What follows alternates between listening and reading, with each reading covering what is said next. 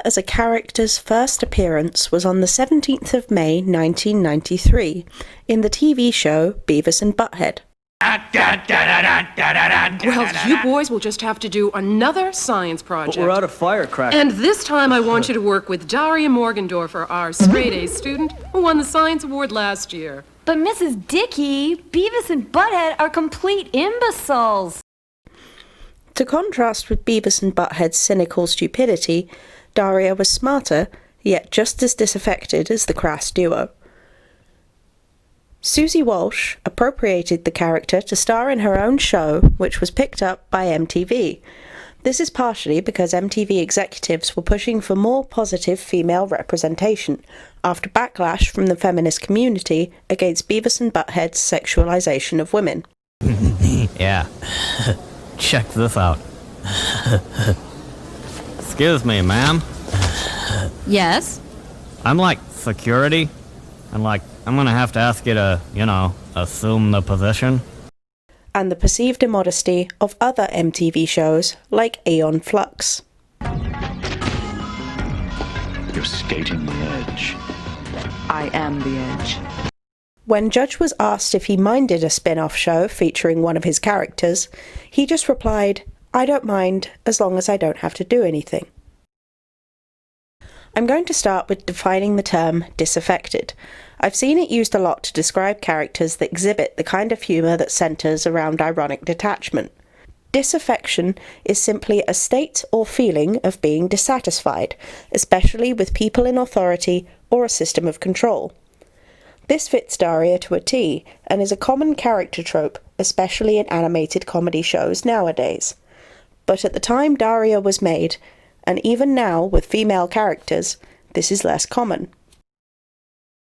Though we can look at older examples of disaffected teenagers, one being Holden Caulfield from Catcher in the Rye, whose words, "I was surrounded by phonies, they were coming in the goddamn window," can be seen echoed within the attitudes of certain characters within Daria. But I like having low self-esteem. Makes me feel special. The attitudes are a bit of a pastiche of Holden Caulfield, and by the end of the series the writers seem to have come to the conclusion that disaffection is the burden of the young, an entirely different viewpoint to the Catcher in the Rye. We never used to think about stuff like this. I know. What's happened to us? I don't know. Selling out? Buying in? Joining the system? Being co-opted? Maybe we're just getting older. In the episode This Year's Model, Miss Lee, easily the closest thing this show has to a recurring villain with her actions like skimming school funds, allows modelling scouts to recruit from the student body. We can see the various effects this has on students, as an example, Jodie skipping lunch. Where's your lunch? I ate during student council. Come on, you're not fooling anybody. You fed your lunch to a stray dog. She's gonna have that modeling contract sewn up before we even get a chance. You really ought to stick to mineral water and parsley. You know, you don't always have to be against everything. If a kid wants to take a modeling class, you can't tell her no. Maybe not. But you don't have to let the fashion mob push their classes on school grounds either. Yeah, it's not fair to the drug dealers. They have to wait behind the parking lot.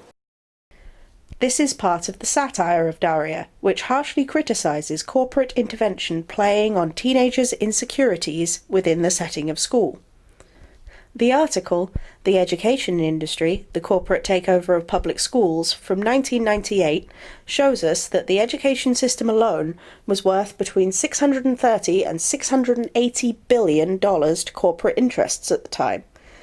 The satire is largely shown through Daria and Jane's witty retorts, eventually culminating in Daria inviting a mercenary corps into the school as a stark comparison to the modelling agency. I believe we are ready to announce the winner of the modeling contract. The Amazon Modeling Agency of New York has decided that... Kill the enemy! Whoever it happens to be! What?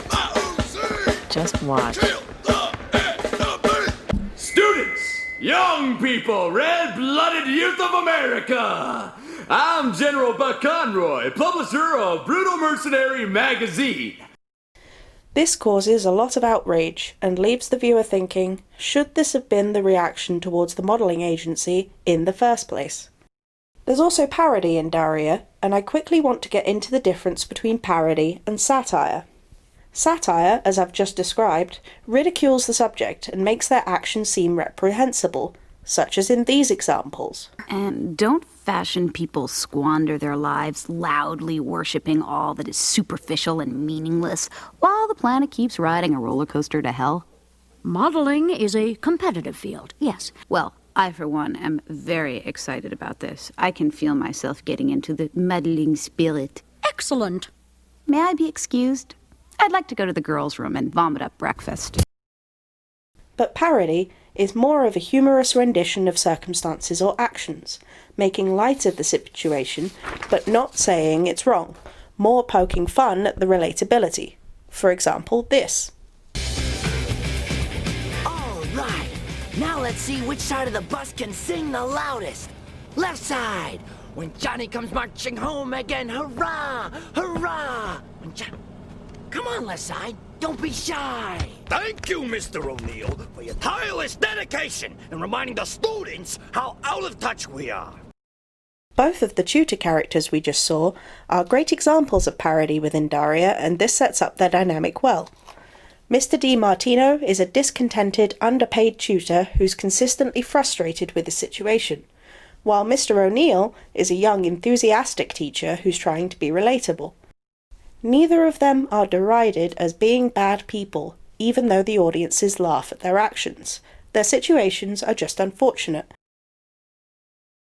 So though Daria seems at first glance to celebrate without limit ironic detachment, there is some self-reflexivity included in the series. Jodie, one of the show's few speaking roles for a minority character, quite often acts as a counterpoint to Daria's cynicism. She's switched on and just as smart as Daria, but seems to have no problem with social situations and actively participates even when she doesn't have to. The one time we see this character get mad at someone she doesn't agree with, she ends up having this conversation with Daria afterwards, which outlines why, even if Daria may want them to, sometimes people can't be more like her.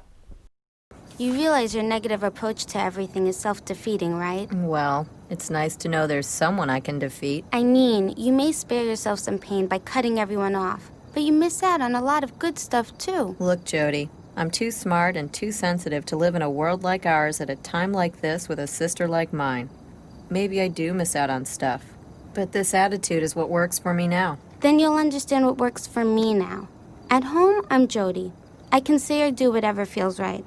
But at school, I'm the queen of the Negroes, the perfect African-American teen, the role model for all of the other African-American teens at Lawndale. Oops, where'd they go? Believe me, I'd like to be more like you. So TV is an inherently pluralistic medium, in that it uses many different art forms in its creation, and ideally, none of them are disregarded. But other than that, within Daria, we have references to written and visual artists all over the place, from Daria's exploration of Kant's moral philosophy and the theories of Charles Darwin, to Jane's eclectic use of artistic references, from Van Gogh to Jackson Pollock. Also within the show, we have many different types of music, used from different artists, and the proportion of female artists is still statistically significant today. One of the aspects of semiotics that this show uses repeatedly is Charles Sanders Peirce's, this guy's, concept of icons, indexes, and symbols. Icons are representative of objects. For example, this is Daria's school. An index is something that has a direct link to something else. For example, in this room we can see books strewn about the floor, indicating that Daria reads a lot. And symbols, which are two items or concepts that society has put together. For example, Daria's glasses are meant to indicate her intelligence. We even get a comedic representation of this when Kevin gets glasses. But why did you get contact lenses? I wanted to fit in better. Cool! I was afraid my glasses were making me too smart. Really? Hey, Daria. Jane. Notice anything different? He's wearing glasses, right? Why, yes, he's wearing glasses, although ironically, he doesn't need them. What's going on? Well, I got to thinking about what you said about glasses making you smart, Daria. And hey, you may not believe this, but I could stand to be a little smarter, so I got some. In conclusion, Daria is a TV show that is about the experiences of cynical teenage women in the 90s, and is an interesting encapsulation of alternative culture during the period. It discusses many of the touchpoints of postmodernism, such as feminism and cultural Marxism.